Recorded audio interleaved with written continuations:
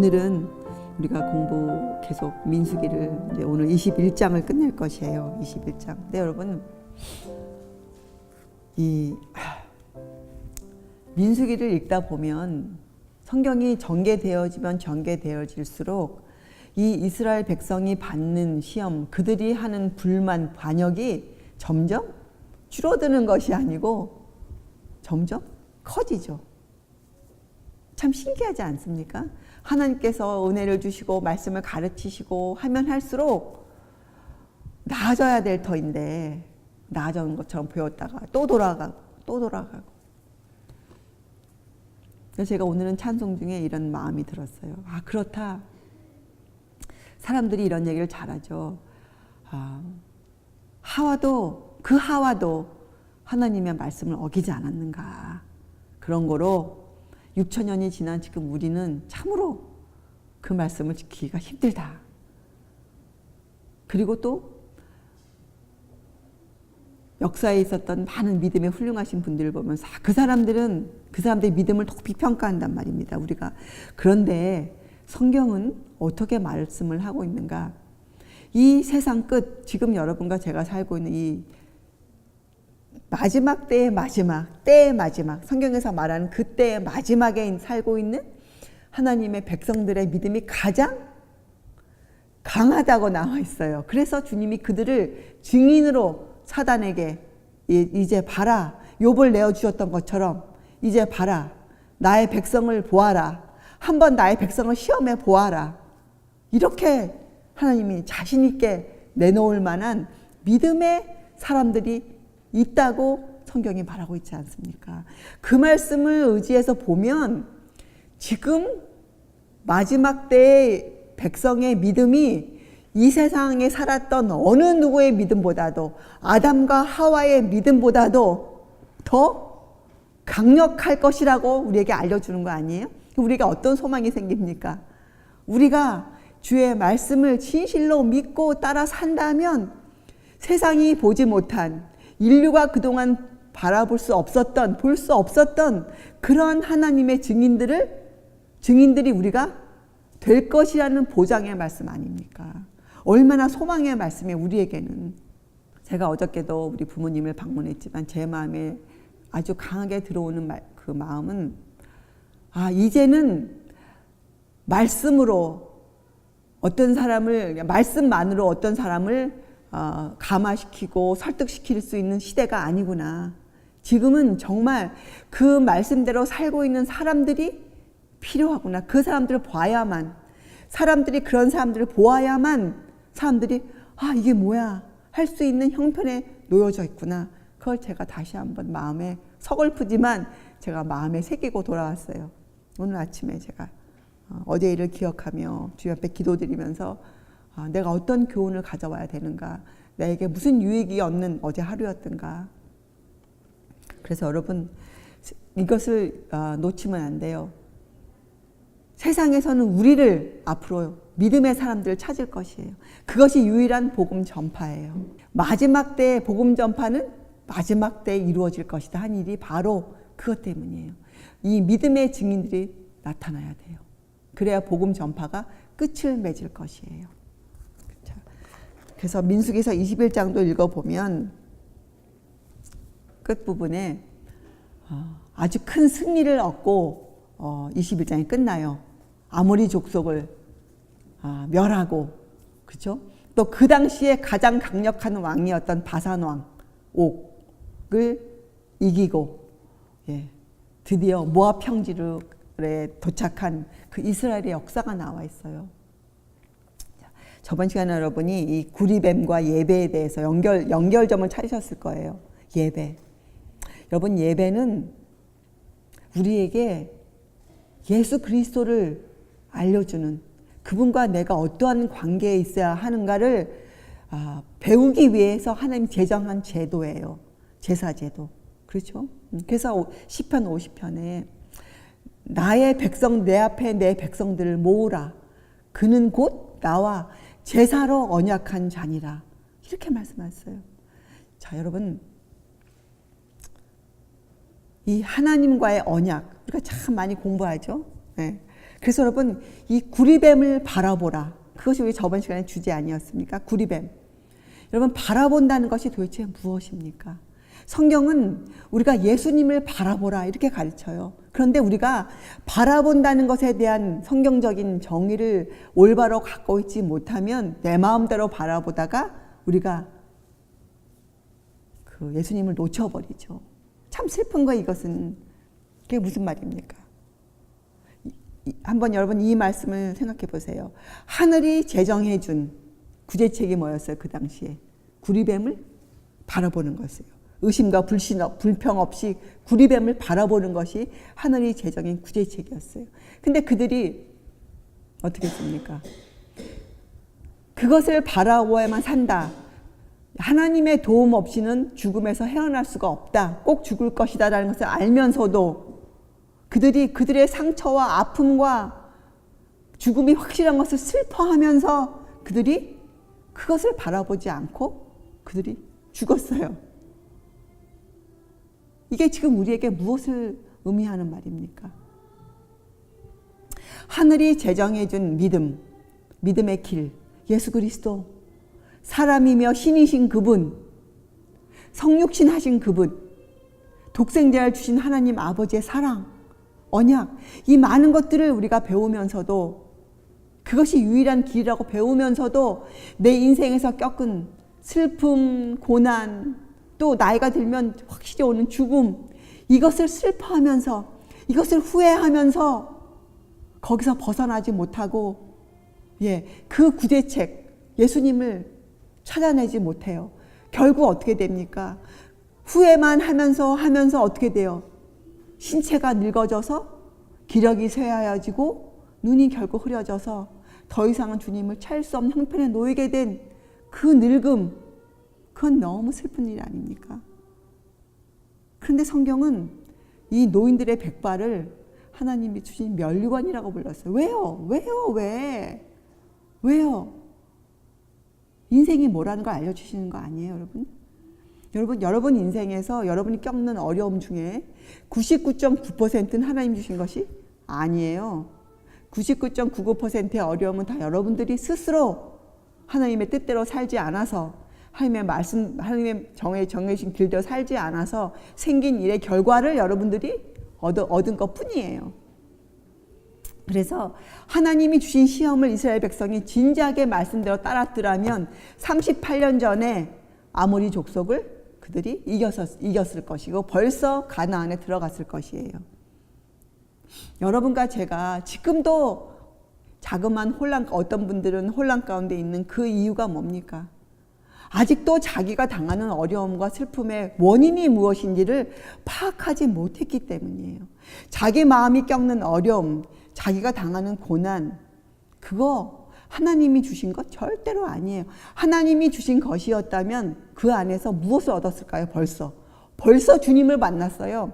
우리 오늘 부른 찬송에 뭐라고 나옵니까? 단 한 번 주님의 음성을 들었다면 어떻게 돼요? 우리는 벌써 죄를 이기고 이 시험을 이기고 유혹을 이기고 벌써 승리자가 되었을 것이라고 찬송가가 오늘 적혀져 있었어요. 맞아요. 그것이 빛이에요. 빛이 한 번 비치면 어떻게 됩니까?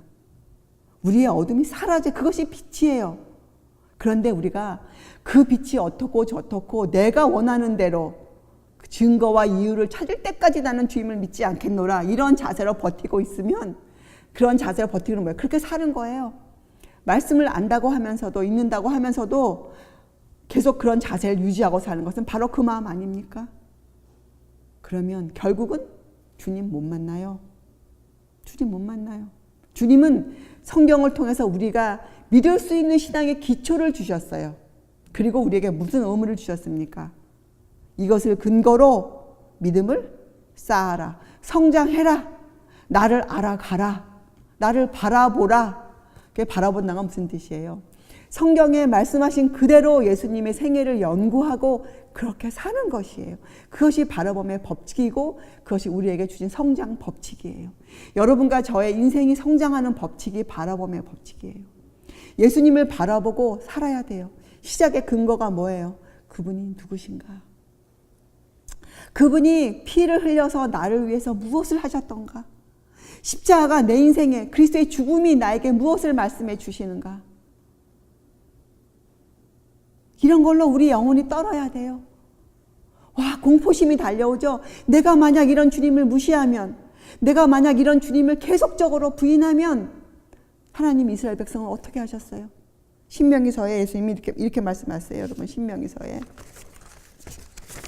8장에 내가 만일 내 하나님 여호와를 잊어버리고 다른 신들을 쫓아 그들을 섬기며 그들에게 절하면 내가 너희에게 증거하노니 너희가 정령이 멸망할 것이라. 여호와께서 너희의 앞에서 멸망시키신 민족들 같이 너희도 멸망하리니 이는 너희가 너희 하나님 여호와의 소리를 청종치 아니함이니라. 이렇게 모세가 신명기를 끝내면서 그 백성들에게 다시 한번 호소했어요.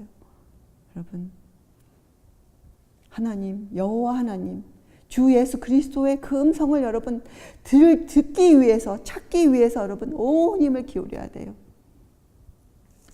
그래서 성경은 이 일을 위해서 우리에게 주신 것이 마음을 지켜라. 여러분 왜 그렇습니까? 여러분 사단에 대해서 여러분 연구해 보셔야 돼요. 적을 알아야죠. 우리의 원수를. 에스겔서 28장, 이사야서 14장, 요한계시 12장에 사단에 대해서 자세히 적혀져 있어요. 연구해 보면 사단이 두 가지를 합니다.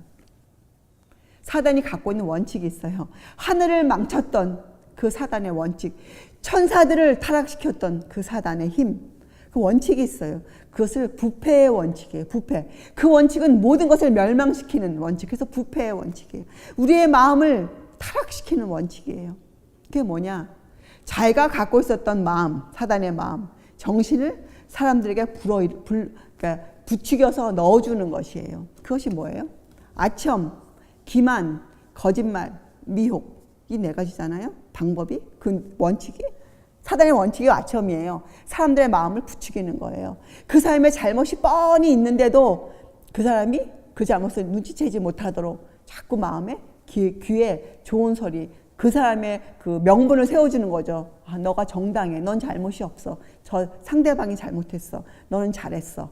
자꾸 이유를 대지. 성경 속에서 그 이유를 찾도록. 하와에게 했잖아요. 하나님이 그렇게 했어? 이렇게 하와 귀에다가 좋은 소리를 자꾸 불어주잖아요. 아첨. 여러분, 기만이 뭔지 아세요? 기만? 이 기만을 이렇게 여러분 이해하셔야 돼요.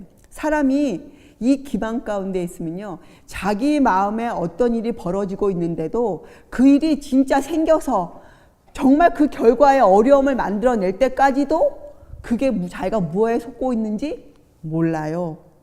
그것이 기만이에요. 사람이 인생을 끝내 죽으면서도 자기가 뭐에 속았는지 모르고 죽는 것이 기만이에요.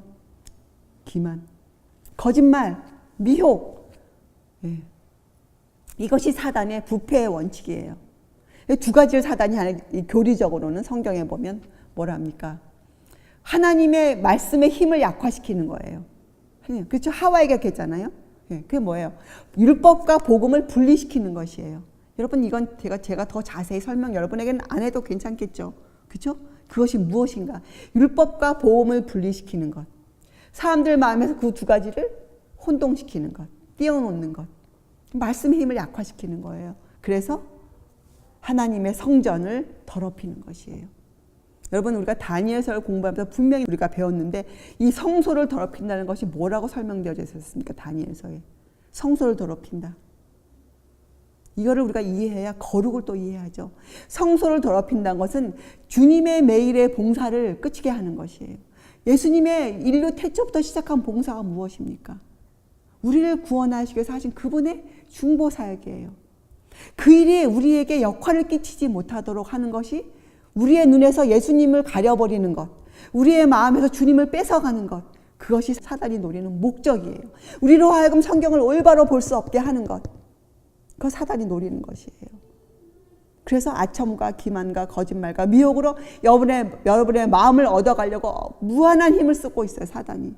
자, 마음이 마음에 끼치는 영향, 여러분 한번 생각해 보세요. 마음은 서로 영향을 끼쳐요. 여러분이 어떤 것에 영향을 받고 있다면, 만약에 그것이 선한 것이라면 여러분에게 선한 감화를 꼭 끼칠 것이에요. 여러분이 성경을 읽는다고 하면서도 여러분 생에 어떤 변화가 없다. 내 이 삐뚤어진 마음이 도저히 안 된다. 그건 뭐예요? 읽고 있는 성경이 여러분에게 선한 감화를 끼치지 못하는 슬픈 사실을 좀 깨달으세요. 네. 성경을 100번, 1000번, 10,000번 읽으면 뭐합니까? 여러분 마음대로 성경을 읽는다면 아무 의미가 없는 거예요. 성경은 하나님이 주신 대로 읽어야 돼요. 그래서 여러분 마음을 사전을 잘 보면 생각, 정신 이렇게 나와 있어요. 여러분 하나님이 우리의 마음을 지으실 때 어떻게 지으셨어요? 하나님의 형상을 따라 우리를 지으셨어요. 마음을. 성경이 이렇게 나오잖아요. 근데 어떻게 됐어요? 우리의 마음이 죄로 말미암아 양심이 죽어버렸어요. 죄와 허물로 죽었어요. 그래서 주님이 원하시는 게 뭐예요? 하시는 일이 뭐예요? 이 마음을 새롭게 다시 창조해 주시는 거예요. 우리의 마음을. 골로새 3장 10절에 이렇게 거듭남을 표현했어요. 새 사람을 입어라. 근데 그게 어떤 거냐? 하나님의 형상을 쫓아 창조함을 받았으니 지식에까지 새롭게 하심을 받아라. 지식에까지. 여러분이 읽는 이 성경에까지 어떻게 해요? 하나님의 마음으로 읽을 수 있어야 돼요. 하나님의 정신으로 성경을 볼 수 있어야 돼요. 그런 안목이 우리에게 생겨야 돼요. 그래서 여러분 신체 기능과 정신 능력 이렇게 되어 있어요. 여러분 우리 신체 기능이 올바라야 여러분 정신의 능력이 생겨요. 그런데 나이가 들어서 늙어가면 어떻게 됩니까? 이 정신 능력이 육체가 쇠해지기 때문에 어떻게 돼요? 정신 능력도 쇠해져요. 여러분 늙으면 정말 시간이 없어요. 하나님의 은혜의 시간을 더 연장시켜도 우리가 늙어지면 늙어서도 그 일을 하지 않으면 더 이상은 시간이 없어요. 더 이상은 그것이 각 인생이 겪는 인생의 행로 아니었습니까? 그래서 정말 주님, 우리 창조주 하나님을 기억해야 돼. 우리들은 하나님을 기억해야 돼. 히브리서 12장 16절 17절에 아주 그 예가 나와 있는데 음행하는 자와 똑같은 급에 놨어요. 음행하는 자와 혹 한 그릇 식물을 위하여 장자의 명분을 판 에서. 이게 무슨 뜻입니까? 여러분 목숨을 부지하기 위해서 인생을 살기 위해서 장자의 명분을 에서는 팔았어요. 이게 뭐예요? 주님을 안다고 하면서도 그저 살기 위해서 그것도 자기 마음대로 살기 위해서 주님이 주신 좋은 특권을 다 갖다 팔아버린 이 시대의 기독교인들은 에서와 같이 망령된 자라고 불렀어요. 있을까 두려워하라. 너희의 아는 바와 같이 저가 그 후에 축복을 기업으로 받으려고 눈물을 흘리며 구하되 버림바가 되어 회개할 기회를 얻지 못하였느니라. 여러분 후회와 회개의 차이를 좀 실감하세요. 후회를 100,000번 해본들, 땅이 꺼질 만큼 한숨을 쉬어본들, 여러분 회개할 수 없을 때가 있어요. 어떡합니까? 그래서 같은 장 히브리서 12장에 이렇게 돼 있죠. 11절, 12절, 13절에 무릇 징계가 당시에는 즐거워 보이지 않고 슬퍼 보이나 후에 그로 말미암아 연달한 자에게는 의의 평강한 열매를 맺나니. 여러분 하나님이 주시는 시험, 징계는 참으로 우리의 마음을 괴롭히죠. 전쟁을 일으키죠. 우리의 마음에. 안 하고 싶죠. 그렇게 안 살고 싶죠. 그 사람을 근데 가서 죄를 고백하고 싶지 않죠. 자존심이 팡팡 상하죠. 그러나 후에는 그것을 하면 후에는 그로 말미암아 연달한 자에게는 의의 평강한 열매를 맺나니. 여러분 이거 없이는 우리 열매 못 맺어요. 자기의 죄가 무엇인지를 정확히 파악하지 못하면 우리 열매 못 맺어요. 그러므로 피곤한 손과 연약한 무릎을 일으켜 세우고 너희 발을 위하여 뭐라고 됐어요? 곧은 길을 만들어 저는 다리로 하여금 어그러지지 않고 고침을 받게 하라. 이렇게 간청하셨어요. 자, 여러분 이스라엘 백성들이 그렇게 반역을 거듭해서 결국 구리뱀 사건으로 많은 사람이 죽었죠. 수만 명이 죽었어요. 그 병으로. 자, 그러나 그들이 받은 명령은 뭐였습니까? 살아남은 자들이 받은 명령은 뭐였어요? 민수기 21장 10절에 이스라엘 자손이 진행하여 오봇에 진쳤고, 이거 하나님 주신 명령이 뭐였어요? 그래도 뭐예요? 살아남은 자들에게는 진행하라, 전진하라. 여러분, 하나님이 여러분과 저에게 주신 명령이 이 시대에 뭔지 아세요? 장애물을 이기고 시험을 극복하고, 하나님의 시험에 연달을 받고, 하나님의 교육과 훈련을 받으면서 뭐 하라는 거예요? 전진하라. 인생을 살아내라. 그렇죠? 우리의 영혼을 공포에 몰아넣는 엄청나게 무서워 보이는 고난들이 무엇인지 여러분 경험하세요. 이것이 그저 육체에 겪는 인생의 어려움이 아니에요. 겸손히 하나님을 신뢰하면서 순종의 길을 따라 앞으로 나아갈 때에는 그 고난이, 그 영혼이 떠는 고난이 사라질 것이다. 여러분, 이스라엘의 그 하나님, 전능하신 그분은 지금도 여러분과 저의 여호와 하나님이세요. 지금도 우리의 아버지 하나님이세요. 그렇죠?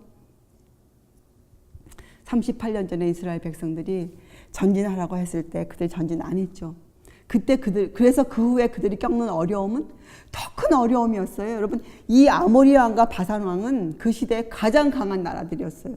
그래서 여러분, 우리가 배울 교훈은, 우리가 하나님이 주신 시험, 내가 만들어낸 시험 말고 하나님이 주신 시험을 그때 통과하지 못하면 인생 내내 하나님은 같은 시험을 주세요. 계속. 하나님이 우리를 구원해 가시는 방법은 과학이에요. 어느 것 하나가 되어지지 않으면 두 번째 단계로 갈 수 없는 과학적인 방법이에요. 시작의 기초가 잘못되어 있으면 절대 하나님께서는 두 번째 단계로 안 나아가세요. 이걸 여러분이 그걸 뭐라 그러죠? 그냥 피상적으로 아니면 막연히 바라보면 안 돼요. 되겠지, 이렇게 하면 안 돼요. 안 돼요. 우리는 시작부터 잘 믿음을 쌓아야 돼요. 기초 위에. 그것이 만약에 지금도 안 됐다고 느껴져요? 확인돼요, 내 마음이? 그럼 어떻게 해요? 다시 돌아가면 돼요. 다시 기초로. 우리 다 갖고 있잖아요.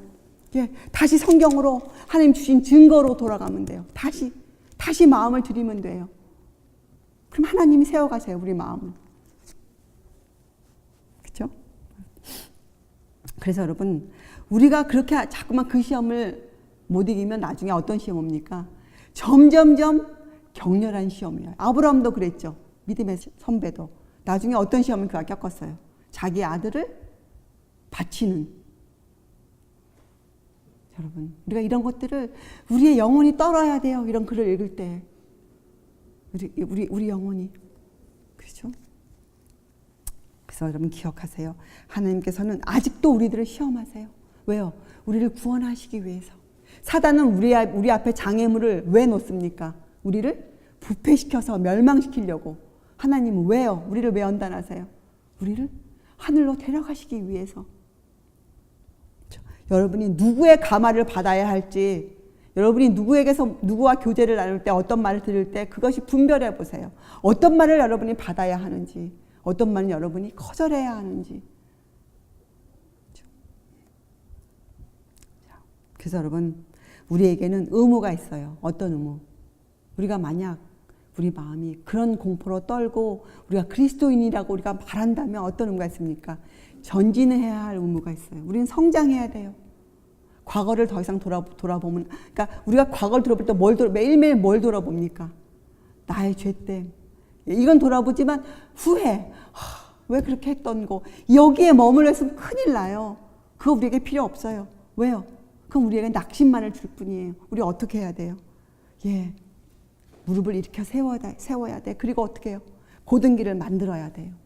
그리고 나아가야 돼요. 그렇게 살아야 돼요.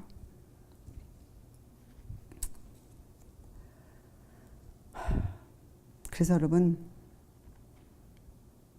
이 의무의 길을 따라 산다는 것, 주의 말씀대로 하나님의 계명을 지키며 산다는 이 인생길이 여러분, 남들이 볼 때는 참으로 말도 안 되는, 감히 너희가 이런 것이지만 성경을 믿는 우리들에게는 이제 그 길이 어떻게 돼야 됩니까?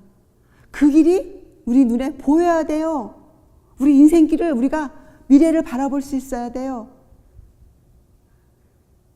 여러분과 저는 지금 그 일을 할 준비를 하고 있어야 돼요. 그래야 우리가 그렇게 살 수 있잖아요, 여러분. 그런데 지금도 후회하고, 지금도 어떤 자기가 만들어낸 어떤 일로 마음을 분분해하면서 남들을 원망하며 그런 후회로 인생을 그 귀한 하루하루를 보내고, 만약에 우리가 있다면 그것처럼 슬픈 사람들이 없는 거예요. 그것처럼 후회할 사람들이 정말 회개 못할 처지에 에서와 같은 그런 입장에 우리가 놓이게 되잖아요. 그렇죠?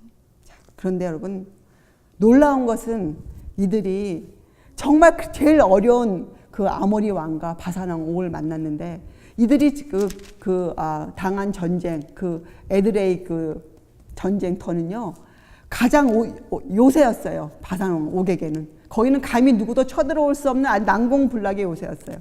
세상의 눈으로 볼 때는 절대로 이스라엘이 이길 수 없는, 그래서 이스라엘도 백성들은 두려워 떨었어요. 왜? 그리고 그들은 아모리 족속은 원래 누구의 후예들입니까? 이 거인 자손의 후예들이었잖아요. 두려워 떨었어요. 우리가 어떻게 이길 수 있을까? 낙심했어요. 근데 신명기서 3장을 읽어보세요. 그때 모세는 주께로부터 말씀을 받았어요.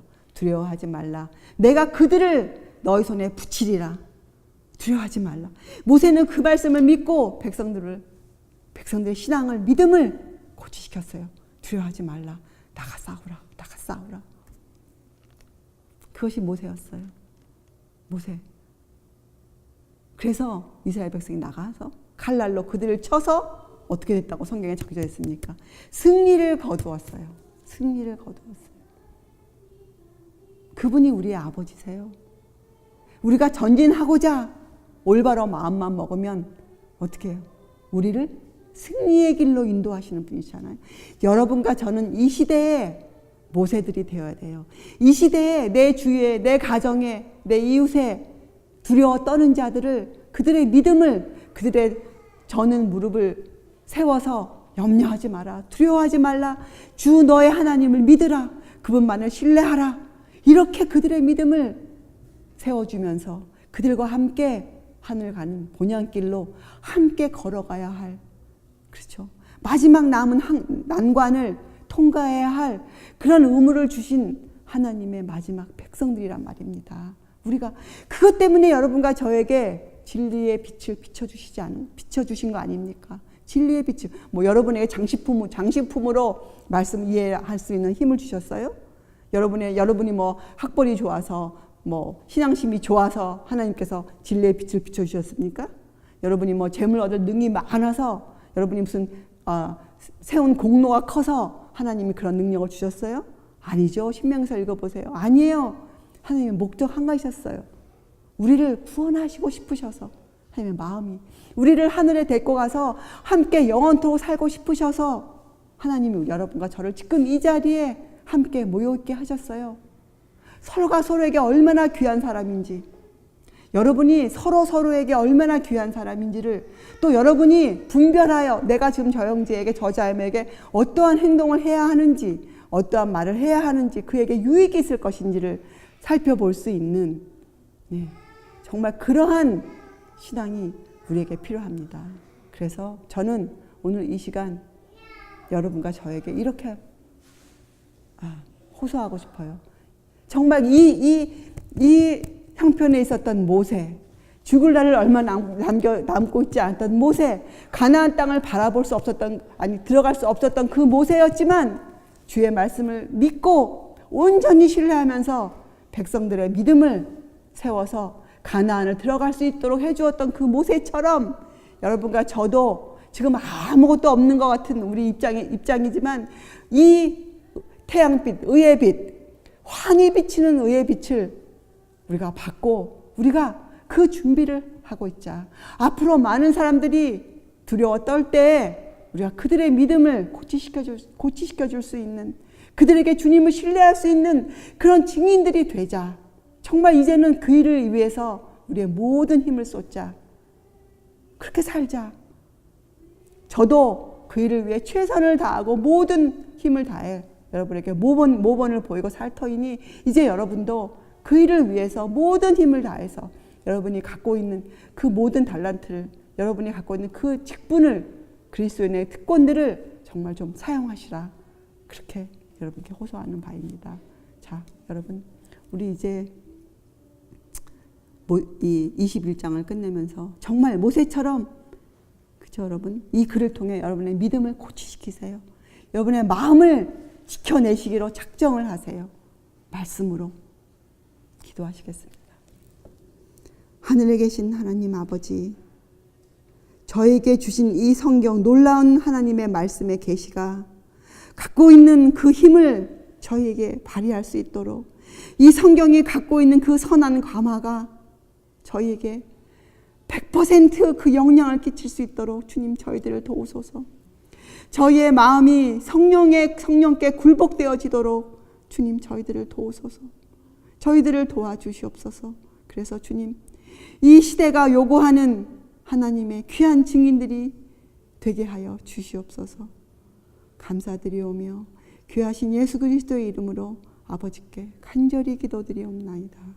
아멘.